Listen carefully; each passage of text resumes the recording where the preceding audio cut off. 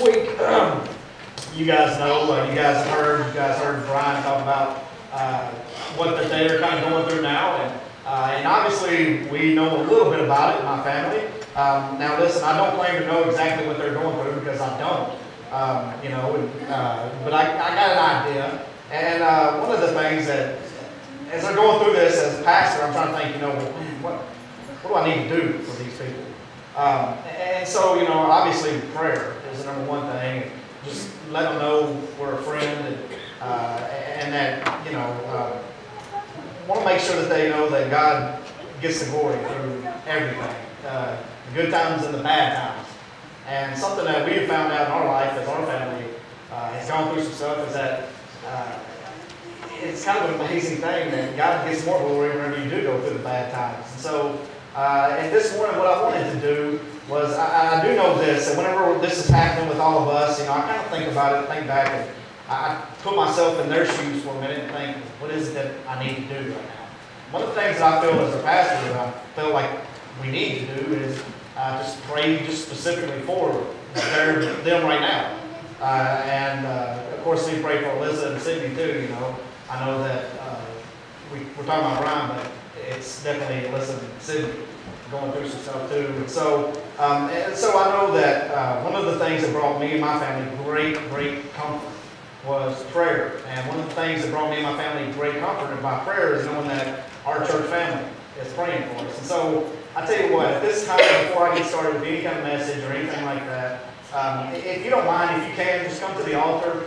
And I'm going to ask Brian and his family to come here. And if we can just have just a specific time of prayer, just for the people, just lift them up to the Lord in that way. And I will lead us in that prayer.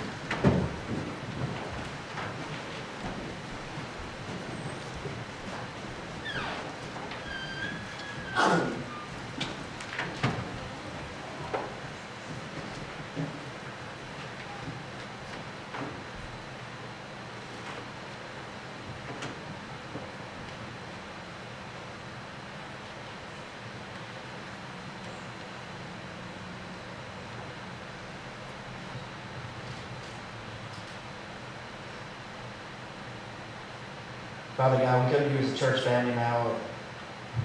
God, we come to you on our knees because that's the only place we know to go whenever things like this happen, God. God, we especially want to lift up a part of our church family to you this morning. God, I pray for Brian and Alyssa and Sydney. Pray that, God, most importantly, I pray that your will be done through this and that your glory will be seen through this, God. I know that it already has been. And God, in a way, I'm excited for Brian because I know that you will make yourself known to him. And I know what an awesome thing that is, God. God, just like Job had said, he had heard about you before, but now his eyes see you. God, I know that Brian, Alyssa, and Sydney have heard about you. They come to church and they listen to your word, and they read your word, and they study your word, and they want to know you, God. But God, I ask that now that you let them see you through this. That you watch over them, and that you uphold them. And God, we don't know exactly what it is that they need, but God, we know that you know exactly what they need. God, help us as a church family to be able to show them that we love them, and that we're there for them, and that we want to wrap our arms around them, and that we want to be there for them, God. God, help us as a church family to know what to do in certain situations, God, to know the little things, like when to bring food, and when to say the right thing, and when to do the right thing, God. Just I pray that we will be able to do that, and that we will do it well because we are your people, God. Now, God, I also ask for the doctors' hands that as they touch Brian, that they will be led by you, and that they will be guided by you, and that you will give them all the knowledge that they need, God, to be able to perform the things that they need to perform, and to know the things that they need to know. God, here on earth, we ask that you take this away, that you get rid of this element, and that you use it, God, for your glory. God, we also ask that your will be done. God, we ask that Alyssa and Sydney, that they're patient with this, and that they too will also see you through all of this, God, that they will draw so close to you, that they will get to know who you are. They will see you who you are, God. God, thank you so much for this family. God, I thank you for the testimony of the life that Brian lives, and the example that he lives and that he gives us. God, I pray that he will continue to do that, and he will continue to do it well, God. God, I just pray for this whole situation. I pray for the things that I don't even know what to pray for, God. But you know exactly what it is, because you've told us that the Holy Spirit can even discern the groanings of our hearts, God. And that's what's happening right now, is our hearts are groaning, and we don't know what to pray for, but you know what it is, God. God, we find great peace and comfort in that. We find great peace and comfort in knowing that you know exactly what's going on, that this did not catch you off guard, and that you will use this for your glory. God, thank you for letting us be a part of your plan. Now, God, just please be with them, watch over them, be with us as a church family, help us to lift them up and to love them well. In Jesus' name I pray. Amen.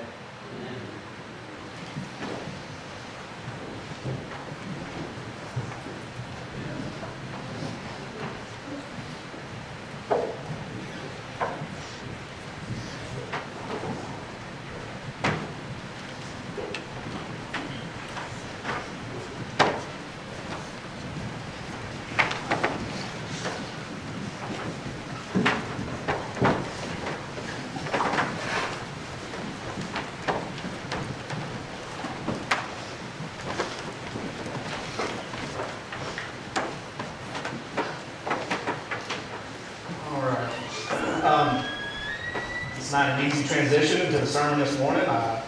There's no easy way to do this except to just kind of jump into it. And so that's what we're going to do. So if you got your Bibles this morning, just Luke chapter 8 is what we're going to be looking at this morning. I don't know, but some of you have had little children and grown up with little children. And me, you guys know, I've got a particular little 2-year-old, almost 3. He will be 3 next month. And there's some certain things about them sometimes that they do that you don't really know how to handle as a parent. One of the things in particular that Daxton loves to do, and I can tell on him because he's not here, but he may have done it to some of you guys, and if so, I'm sorry. But as a 2-year-old, they like to look at you and they will find your flaw in you, and they'll point it out, you know. And publicly point it out, and they will keep talking about it. And as a father, you know, you sit there and try to divert his attention from it, or whatever. You know, we've been in places before where there's been people with, you know, something maybe some wild hair or something on their face or something. You know, and that's the first thing that the 2-year-old does is, "Dad, look." You know, and he points, and of course I take his finger and I push it down and I try to turn it away. You know, just trying to make him kind of forget about it, but. And he just constantly, "Dad," you know, it's something that amazes him. And so here's the thing. I know that it's not just 2-year-olds that kind of do that, but as adults, we know how to kind of surpass all that, you know, and we don't necessarily go up and say, "Ooh," you know, or anything like that. But maybe in our mind, you know, that's what we're doing, is we're going, "Would you look at that? You know, that person looks a little bit ridiculous." Maybe some of us go out loud and say, "Oh, that person really looks ridiculous," you know. But we do that. We notice that people are different, you know. And if you guys look around this morning, you'll probably see something weird on somebody in here, you know. I'll make everybody self-conscious about themselves this morning. Everybody's going, looking over to their wife, going, "Do I have anything in my nose?" You know, and things like that. But the fact of the matter is this, that we all have our quirks about us, and we all are something weird about us sometimes. And so here's the thing. A lot of people, though, whenever you walk by and you see them, you kind of ignore them. In particular, it's people that aren't like you. You know, if they're not like us, then sometimes what we tend to do is we just kind of ignore them, and we don't even notice that they're there.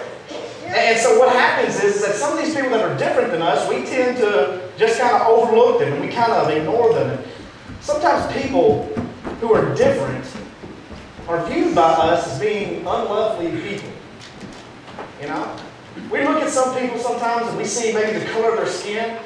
And for some people, they're an unlovely person because of that. You know, or we look at somebody sometimes and because of what they choose to wear, we automatically think in our minds, that's an unlovely person, you know. And so what we will do with those type of people is just totally ignore them. Because we won't give them the time of day.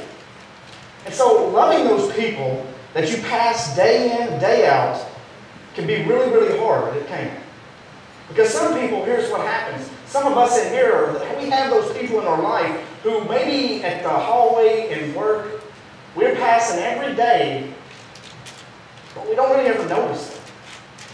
Maybe it's somebody that doesn't talk a lot, you know. They're not real flamboyant or anything. They just kind of go under the radar and you don't really notice who they are. You know, we may even do that here. We may even do that at church.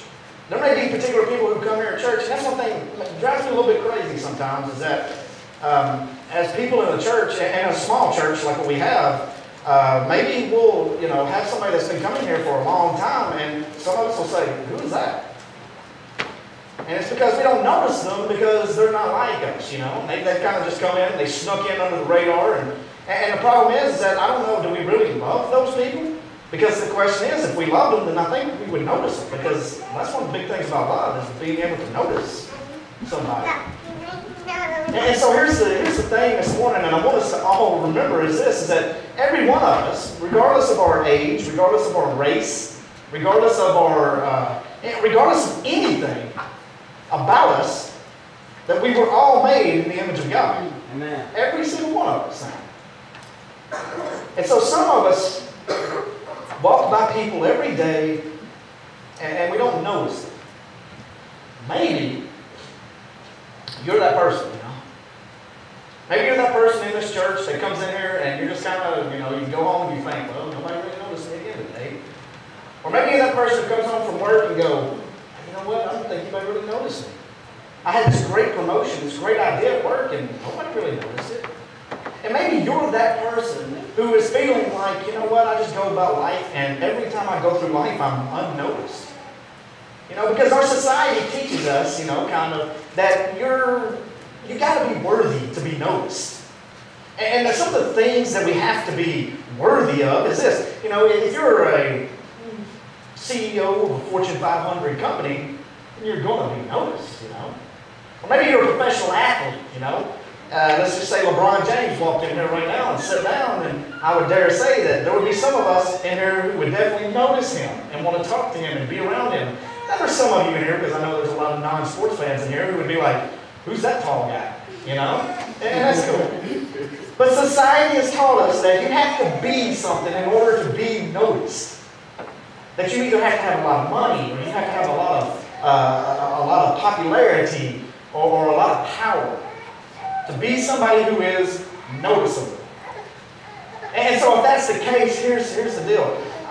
I don't know too many of us in here this morning who are real noticeable people, you know, in society. There's not too many of us in here who have made a name for ourselves throughout society. Sure, some of us have, we all in here, some of us have some great jobs, some of us have some great positions, but according to society, you know, you're not one of people's most 50 beautiful people, you know. Except for me, I think I was number 48. Maybe 51. That's why y'all didn't see me in the magazine. But here's the thing. There's a lot of people, there's a lot of us here today who get lost in the crowd. A lot of us get lost in that crowd, isn't it? In fact, there's a lot of us, all of us in here, I would say, that get lost in the crowd at some time. And then we can go about most of our lives feeling like we're an unnoticed person. Like we're just unnoticed people. Many of us feel like this woman that was found in Luke chapter 8. There's this woman in Luke chapter 8 who was an unnoticed lady. Now here's the thing about this lady in Luke chapter 8. Realize this, is that we don't even get this lady's name. We don't even know her name. So, you know, that tells me, first of all, that she wasn't even important enough to be named, you know. And so she's this unnoticed person, and then she's basically what she is in society in that day, is she's basically a nobody. Nobody noticed her. Nobody even cared to know her name. But what we see in Luke chapter 8 is that there's one person who absolutely noticed her. That one person is Jesus. And listen, Society didn't notice this woman because she was different. She didn't look like them. She didn't talk like them. She wasn't healthy like them. But Jesus, He noticed her. And so if you got your Bibles this morning, Luke chapter 8 is where I wanted you to turn. In Luke chapter 8, verses 40 through 48 is what I want to read this morning. Now there's two stories here. One of them is Jairus and him coming to Jesus and wanting Jesus to heal his daughter. But then there's kind of a sub-story within this big story here. And it's the story of this woman who comes to Jesus and pushes through the crowd, and all she does is just touch Jesus' brother. And we see what a great impact that made. So in Luke chapter 8, starting at verse 40, it says, "So it was when Jesus returned that the multitude welcomed him, for they were all waiting for him. And behold, there came a man named Jairus, who was the ruler of the synagogue, and he fell down at Jesus' feet and begged him to come to his house. For he had an only daughter who was about 12 years of age, and she was dying. But he went to the multitudes and thronged him." Now here's the second story, and this is the one I want us to focus on. "Now a woman, having a flow of blood for 12 years, who had spent all of her livelihood on physicians, and could not be healed by any, came from behind and touched the border of his garment. And immediately her flow of blood stopped. And Jesus said, who touched me? When all denied it, Peter and those who were with him said, 'Master, the multitude and the throngs, they press you, and you say, who touched me?' But Jesus said, 'Somebody touched me, for I perceived that power was going out from me.' Now when the woman saw that she was not hidden, she came trembling and fell down before him. And she declared to him in the presence of all that the reason she had touched him and how she was healed immediately. And he said to her, 'Daughter, be of good cheer. Your faith has made you well. Go in peace.'" Now look, here's this tremendous crowd that's gathered. And this tremendous crowd is gathered because they hear Jesus is in town, you know. And so they come and they want to see Jesus. Now look, I was thinking about this story and I was thinking, what was the difference, okay? Why did this lady come versus why did all these other people come? And here's what I think I come up with. You see, I think that what happened was all these other people hear that Jesus is coming to town. They hear that the show is coming to town. They've heard about Jesus. They've heard about all this miraculous stuff He's done. He's done all these different miracles. Because this is right in the middle. If you read Luke, there's a lot of miracles that are happening right here. And so they hear that the show is coming to town. The circus is coming to town. And so all these people, they want to get a show. And they want to get a show, and they know that this guy named Jesus is coming, and he does some weird things. But there was something different about this one lady who came and pressed in through these crowds. And here's what the difference was. I think that the difference was this lady who pressed through the crowds versus all these other people, this lady had faith. It wasn't just a show for her. You see, many of us come to church because we want the show.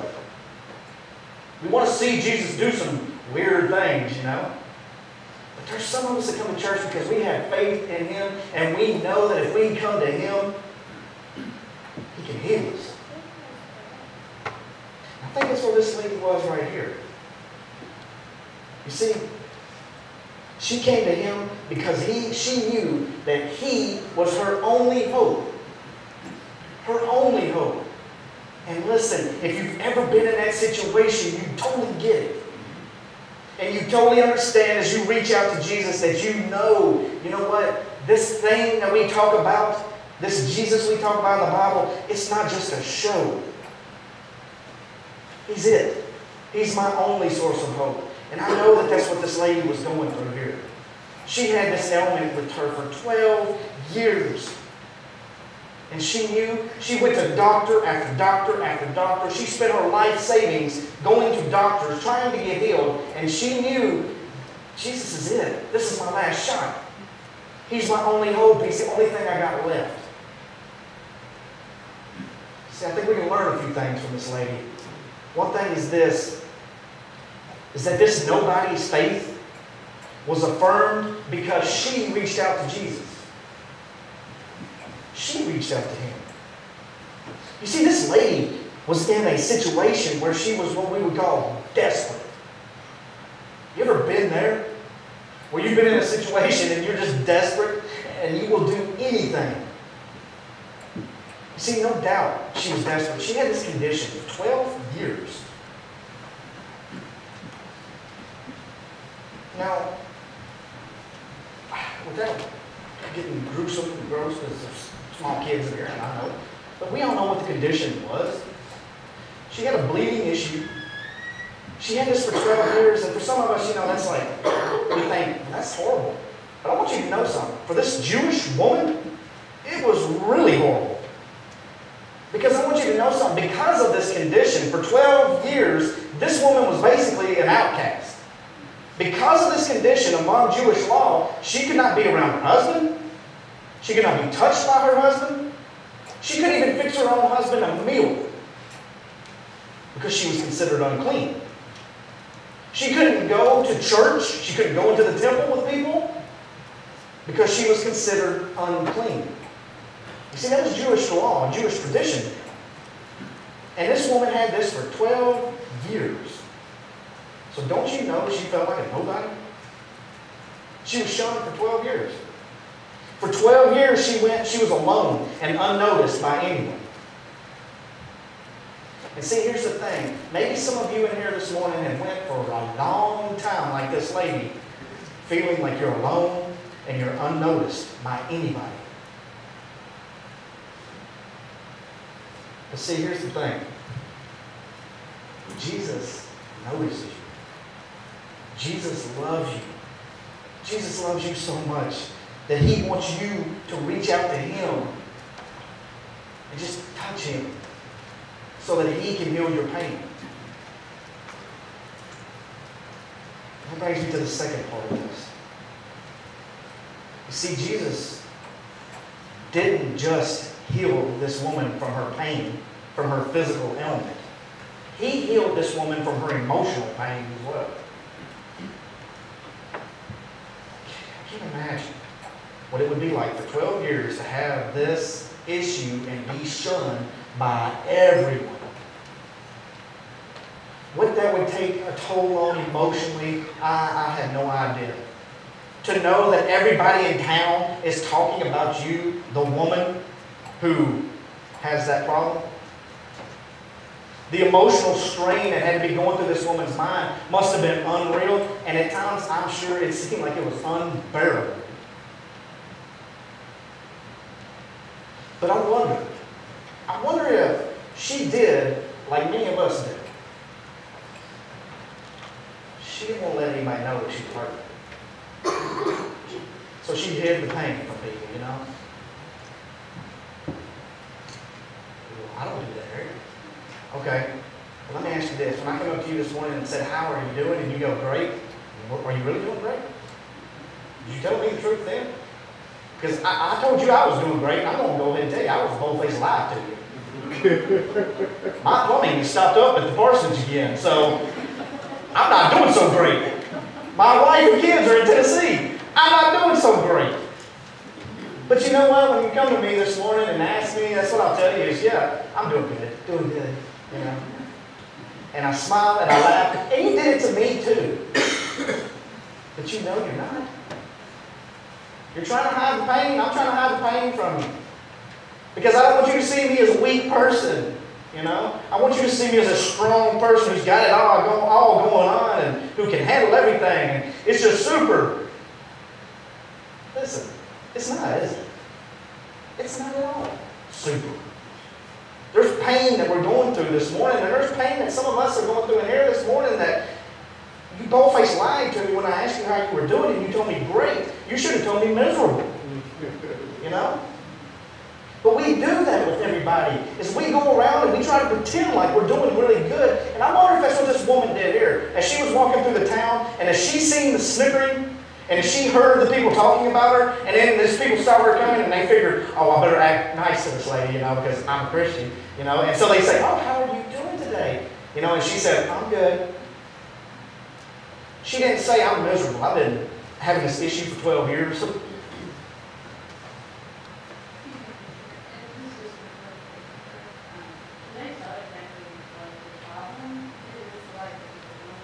Yes. Yeah. Yeah. So she's got this problem, and for 12 years, she says, I'm doing great. And many of us in here are doing that same exact thing. We're hiding it from each other. When we came this morning and prayed amongst ourselves, how many of you were doing great when you came here and prayed,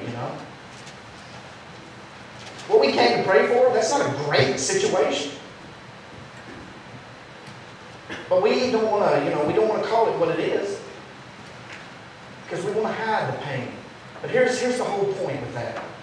Is know this, that yeah, we do a good job of hiding that pain from each other in here. But I want you to know something. Jesus sees right through that.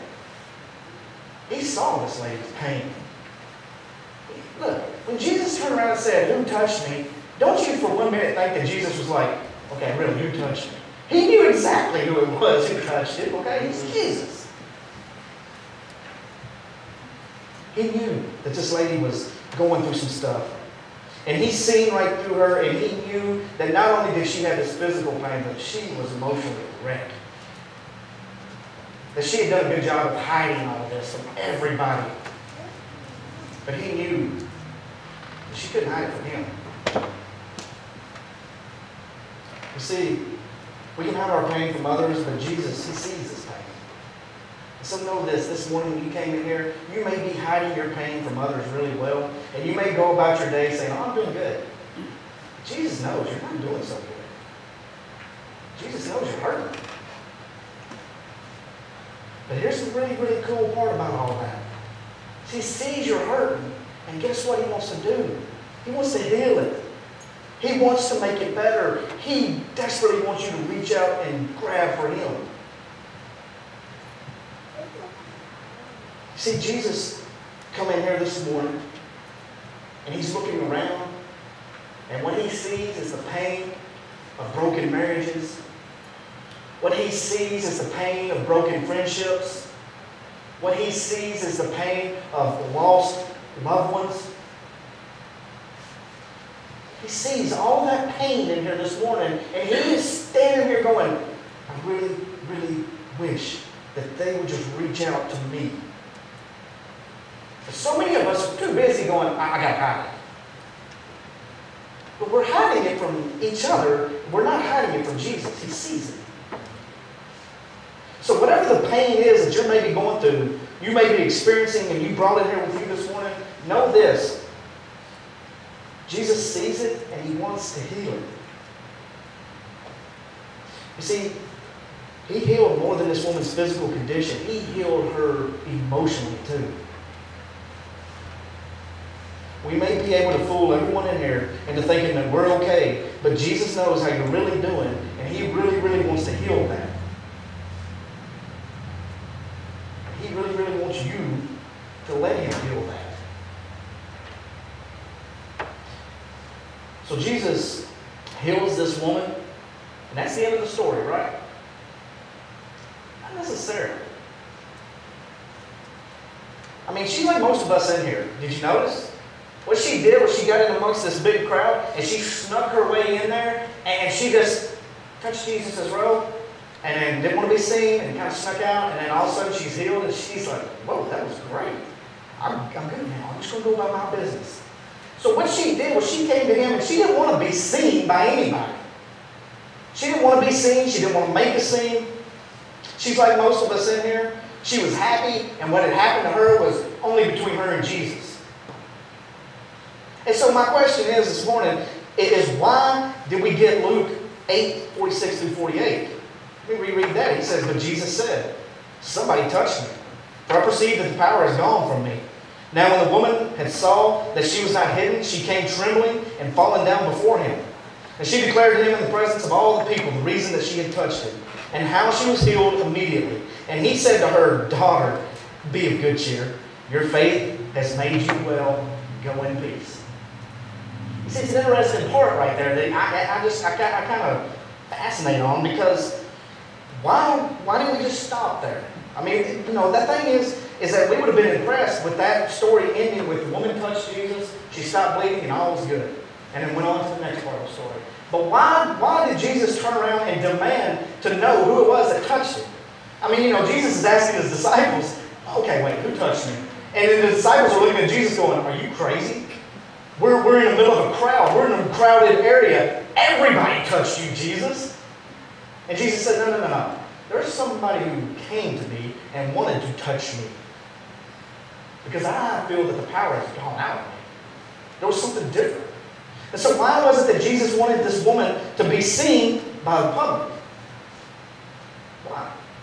Why was he so interested in making this woman known? Why was he so interested in telling the public that this woman had touched him because she came to him wanting to be healed? Why was that so important? Here's what I come up with. The third thing that this lady told us is this. Is that Jesus wanted this lady to teach us her story. Jesus wanted this lady to tell us her story. See, what if Jesus had healed the woman and she kept going? No one would have noticed, and she probably would have been okay with that. She would have been great with that, probably. But Jesus knew something. He knew that this woman's faith, it needed to be seen by others. See, I'm wondering how many other people in the crowd that day were really hurting as well. My guess is every one of them. But my guess is they didn't come to Jesus because they were hurting. They came to Jesus because they wanted to see the show. But this woman came to Jesus because she was hurting. She was desperate. This was it. You see, I got a feeling that a lot of people in the crowd were like a lot of us today. They were too busy trying to conceal their pain from others, and so that everybody else thought that they had it all together. But Jesus knew that this woman's faith needed to be seen by others.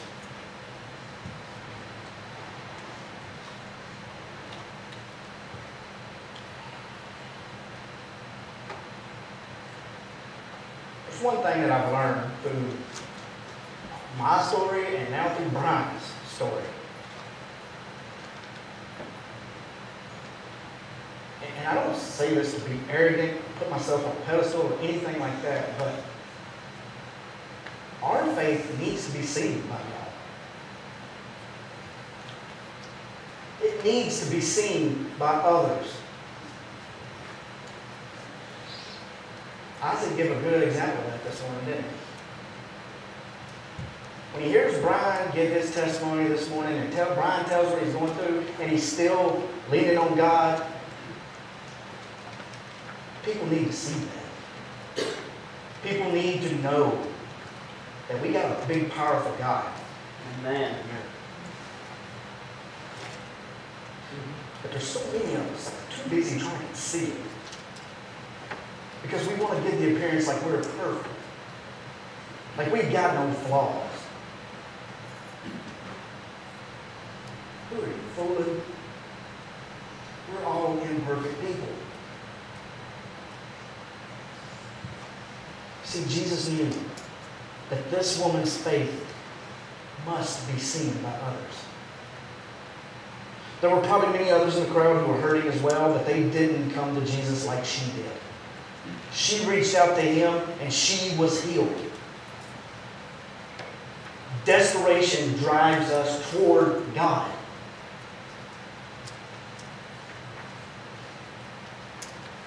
I'm going to be honest with you. I don't care what kind of decisions any kind of courts made this week. I don't care what kind of decisions anybody made this week. I don't care. Because I am so desperate that I am driven toward God. I'm not depending on this nation. I'm not depending on all that. I know that this nation's going to let me down regardless of what decisions they make. But God's not. God is not going to let me down. And so my desperation drives me to Him. It drives me to Him and Him alone. Not anything else, not anybody else.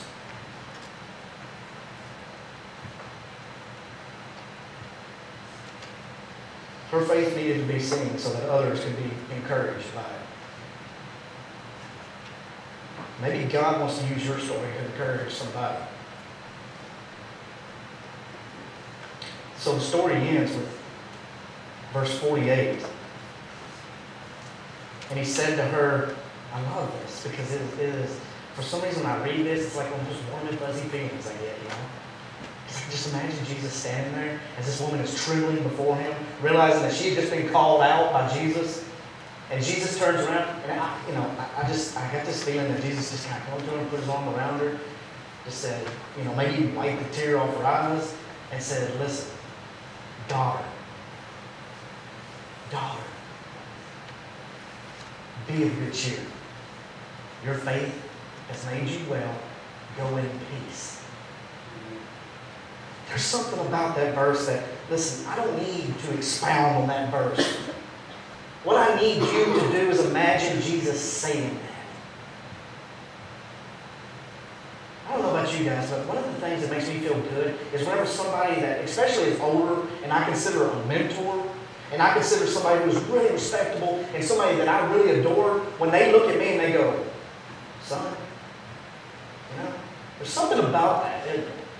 And so I can just imagine Jesus looking at this woman going, daughter, be happy. Your faith has made you well. Now go on and be happy. There's something about that verse that I long to hear Jesus say that. I want to hear him say that to me. I want to hear him say, son, your faith has made you well.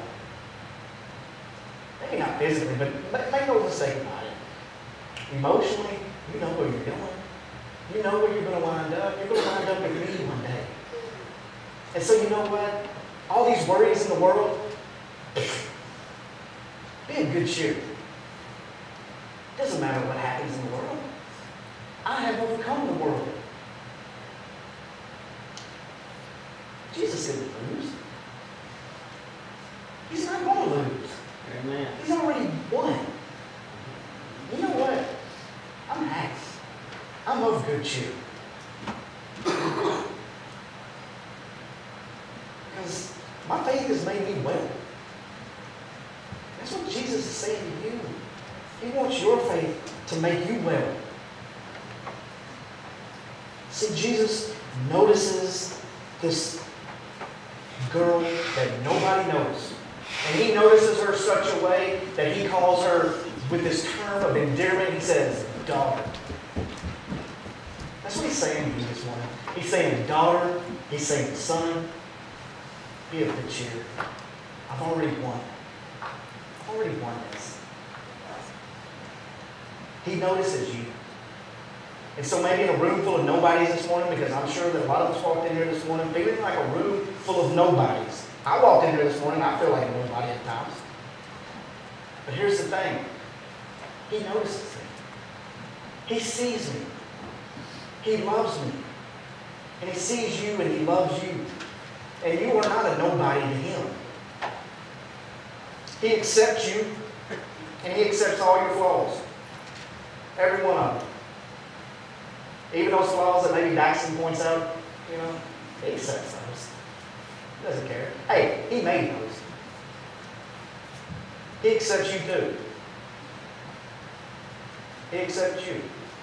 But here's what he's waiting for. He's waiting for you to reach out and touch the hem of that robe.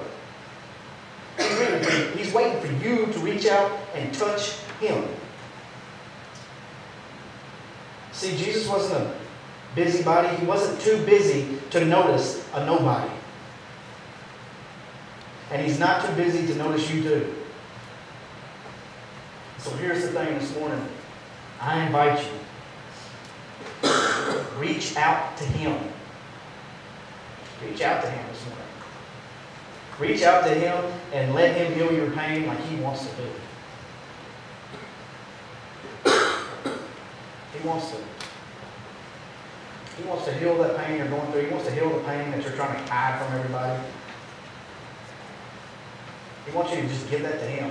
Let him take care of it. And it doesn't matter who you are. I don't care. I don't care. Because the Bible says all who come to him will be forgiven. Maybe you hadn't done it. Maybe you hadn't really come to him. Maybe you haven't really reached out to Him. Maybe you are like that big crowd who's just coming for the show. You're going to come your whole life waiting for a show from Jesus, you know. But He's only going to respond to those who reach out to touch Him. So this morning I invite you to come after I pray. Father God, thank you so much. Thank you so much for your love. God, thank you so much for being available. Well, you don't have to be. But God, you love us so much that you are.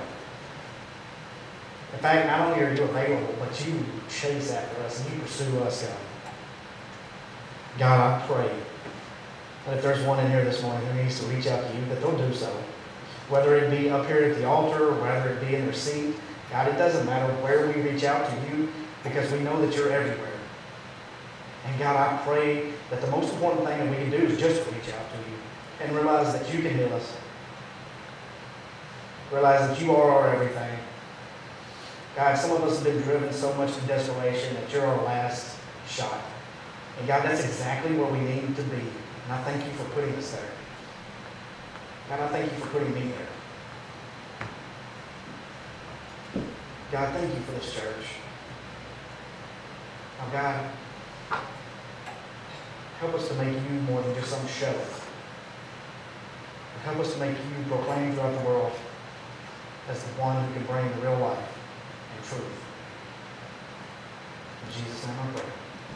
Amen. Be safe.